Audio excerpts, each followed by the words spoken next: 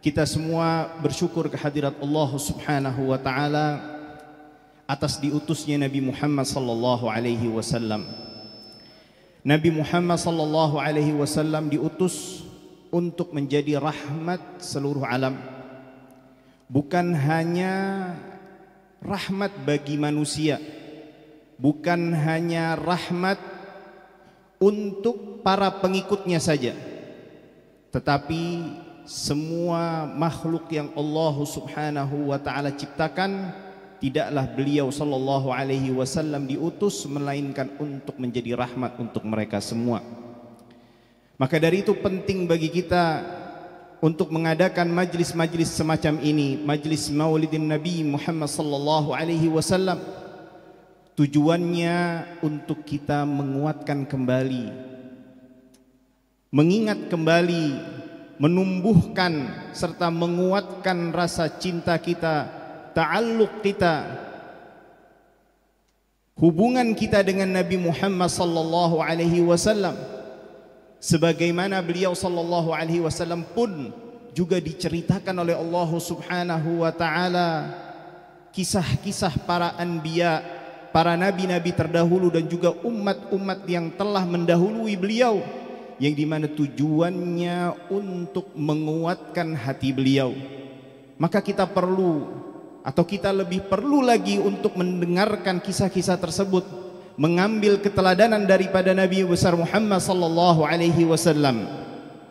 Terlebih lagi tadi kita sempat mendengar sekelumit daripada manaqib yang dibacakan daripada Al-Habib Alawi bin Tahir Al-Haddad dan juga Al-Habib Ali bin Ja'far As-Segaf, di mana kita bisa melihat di sini jamaah sekalian bagaimana kiprah dan sumbangsih dua tokoh ini dalam memberikan sebuah hal yang dibutuhkan oleh umat. Di antaranya beliau berdua mendirikan Ar-Rabithah atau Al-Habib Alawi bin Tahir Al-Haddad merupakan salah satu daripada pendiri daripada Ar-Rabithah Al-Alawiyah, yang dimana organisasi ini bukan hanya sekedar ada dan terus sampai hari ini, tetapi kita melihat bagaimana pengaruhnya, bagaimana sumbangsih yang diberikan masih amat terasa oleh kita semua. Terlebih lagi kita mengetahui bahwasannya kita hidup di era yang dimana informasi ini begitu amat banyak yang kita terima, begitu amat cepat penyebarannya, tanpa melihat informasi ini baik atau benar, informasi ini perlu untuk kita ketahui atau tidak. Dikarenakan era keterbukaan ini, informasi ini sangat amat cepat kita dapatkan, hingga pada taraf informasi yang menyerang, bisa mengancam kepada keyakinan daripada ahlus sunnah wal jamaah. Bahkan bukan hanya itu saja, sampai menyerang dan bahkan berusaha menggoyahkan daripada dinullah, agama Islam yang kita yakini ini. Banyak informasi yang berseliweran yang kita lewati dan kita lihat, itu berusaha untuk bisa menyerang dan meroposkan pondasi daripada agama Islam itu sendiri. Maka dari itu kita perlu apresiasi apa yang telah dilakukan Rabithah Al-Alawiyah. Mereka melakukan upaya, usaha dan menelurkan berbagai macam karya yang dimana ini bisa kita rasakan di dalam membentengi umat Islam dari berbagai macam bentuk syubuhat dan dari berbagai macam informasi-informasi yang menjadikan kita semua ragu akan kelurusan akidah ahlus sunnah wal jamaah, bahkan sampai pada taraf kebenaran agama Islam. Maka kita perlu apresiasi jamaah sekalian, karena hal ini jugalah yang disampaikan oleh Nabi Muhammad sallallahu alaihi wasallam dalam sebuah hadis yang dikeluarkan oleh Al-Imam Ahmad bin Hanbal dan juga Imam Ibnu Majah dan juga Imam Al-Hakim di dalam Mustadrak. Sayati 'alan nas, sanawat khadda'at, nanti akan tiba, akan mengenai seluruh manusia tahun-tahun yang dipenuhi dengan tipu daya. Yusaddaqu fiha al-kadhib, orang yang pendusta itu akan dibenarkan. Wa yukadzabu fiha as-shadiq, orang yang benar itu akan didustakan. Wa yukhawwanu fiha al-amin, orang yang jujur dikatakan sebagai orang yang tidak jujur atau orang yang berkhianat. Wa yu'tamanu fiha al-kha'in, dan orang-orang yang berkhianat tidak memiliki rasa amanah di dalam dirinya, itu justru diberikan amanah. Wa yatakallam atau wa yantiqur ruwaibidah, dan orang-orang ruwaibidah ini begitu mudah dibukakan lebar-lebar panggung untuknya untuk berbicara. Lalu ditanyakan kepada Nabi Muhammad sallallahu alaihi wasallam, siapa itu Ruwaibidah wahai Nabiullah Muhammad sallallahu alaihi wasallam? Beliau menjelaskan, ar-rajulut tafih yatakallam fil 'ammah, orang yang sesungguhnya bukan orang yang layak, bukan orang yang memiliki kapasitas, tetapi berbicara pada perkara-perkara yang besar. Hari ini kita melihat bagaimana banyak dari orang-orang yang tidak memiliki kapasitas atau orang yang tidak menguasai apa yang ia bicarakan, berbicara dengan penuh atau berbicara dengan penuh tanpa ada halangan, tanpa ada satupun yang membatasinya. Sehingga perlu jamaah sekalian, sebagaimana yang tadi juga disampaikan Habibuna Al-Ustadz Taufiq bin Abdul Qadir As-Segaf, perhatian kita terhadap ilmu. Dikarenakan tidak ada yang bisa membentengi kita semua, yang melindungi diri kita semua, melainkan ilmu agama itu sendiri. Maka dari itu banyak pesan dari Sadatul Habaib yang memotivasi kita untuk senantiasa mempelajari ilmu, senantiasa memperhatikan ilmu, bahkan sampai mencela kejahilan.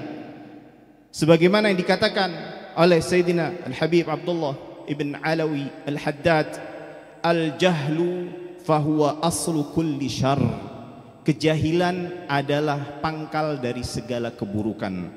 Wa mansya'u kulli dharar, dan yang akan memunculkan segala hal yang membahayakan. Kita melihat bahaya segala kerusakan itu ditimbulkan daripada kejahilan. Kerusakan baik agama kita atau negeri kita atau pada tubuh kita ini, pangkalnya semuanya berasal daripada kejahilan.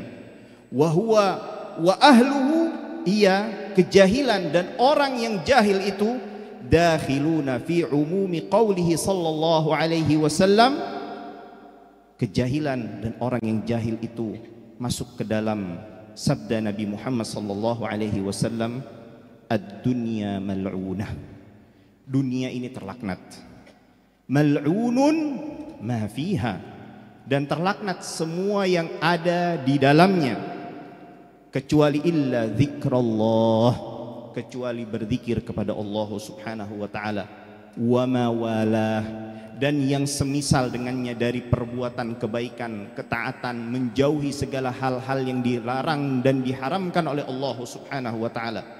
Lalu Rasulullah sallallahu alaihi wasallam mengatakan sebuah hal yang bila kita merenungi lebih dalam lagi ini amat menarik. Wa aliman wa muta'alliman, orang yang alim, yang mengajarkan kebaikan, yang mengajarkan ilmu, wa muta'alliman, dan orang yang belajar. Mengapa ini menarik jamaah sekalian?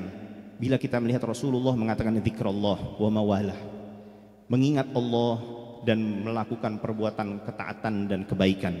Hakikatnya orang yang belajar dan mengajar itu masuk ke dalam zikrullah wa mawalah. Akan tetapi Rasulullah sallallahu alaihi wasallam menyebutkannya kembali untuk mengingatkan kepada kita semua bahwasannya seseorang yang alim, orang yang belajar, bukan hanya sekedar melakukan kebaikan, tetapi dia juga dituntut untuk berbuat perbaikan. Maka dari itu Al-Imam Al-Qurtubi di dalam tafsir jilid 3 ayat di halaman 331 beliau mengatakan, man u'tiyal ilma wal Qur'an yanbaghi an yu'arrifa nafsahu.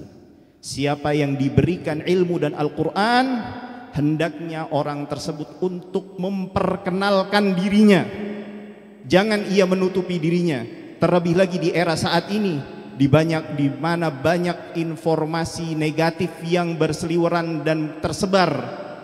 Selayaknya seorang yang alim, seorang yang memiliki ilmu, ia untuk menampakkan dirinya.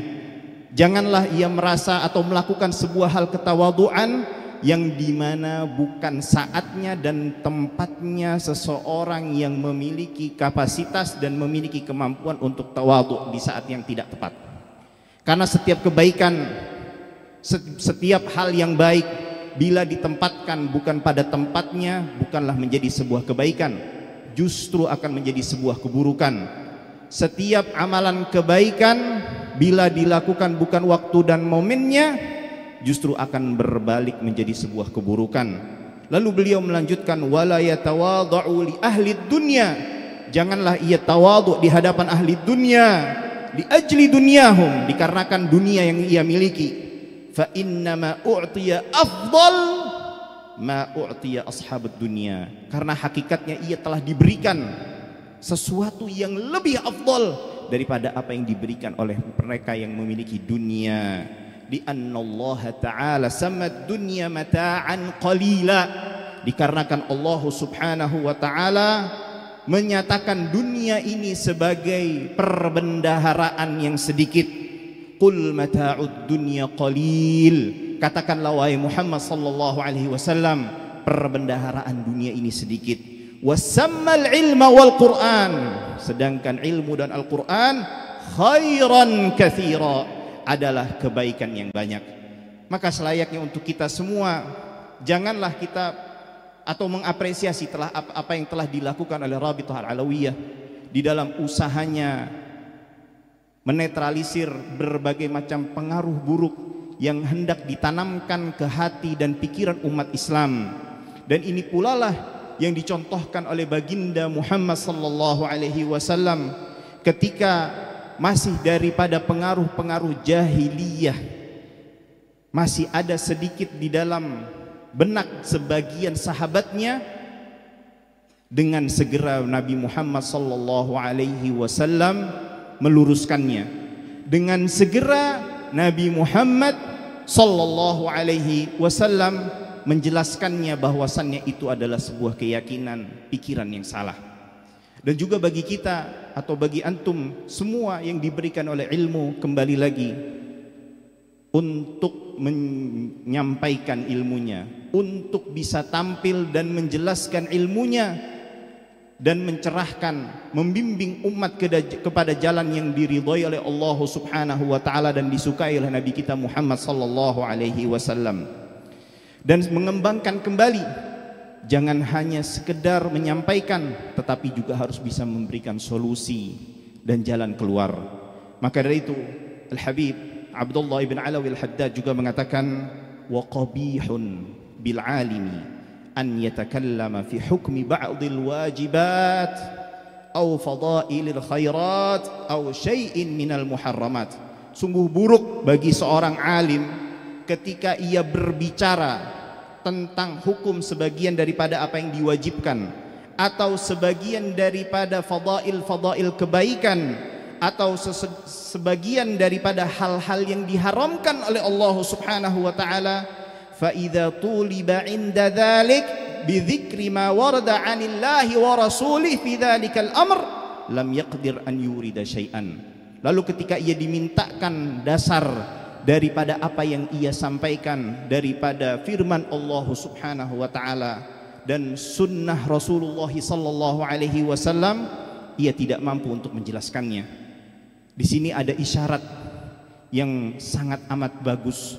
Ada satu isyarat yang untuk menjadi perhatian kita semua para pendakwah, bahwasanya ingatlah bahwasannya dikarenakan keterbukaan informasi ini orang semakin kritis. Maka hendaknya kita untuk bisa menjadi dai yang menjelaskan, dai yang meluruskan, bukan hanya sekedar yang menyampaikan. Dikarenakan ketika seseorang berdiri dan beramal dengan di atas ilmu, maka amalannya atau seorang tersebut akan lebih tegar, akan lebih kuat lagi di dalam menjalani rintangan daripada informasi-informasi yang salah, informasi-informasi yang berusaha untuk menggoyahkan keimanannya kepada Allah Subhanahu wa taala dan kecintaannya kepada Nabi Muhammad sallallahu alaihi wasallam. Maka lewat majlis Maulid ini kita berharap semoga senantiasa kita mengingat kembali daripada Rasulullah sallallahu alaihi wasallam dan mengambil teladan daripada kehidupan beliau dan daripada apa yang disampaikan oleh guru-guru kita. Wal afu minkum wa sallallahu wasallam ala nabiyyina Muhammadin wa ala alihi wa sahbihi ajma'in walhamdulillahi rabbil alamin. Assalamualaikum warahmatullahi wabarakatuh.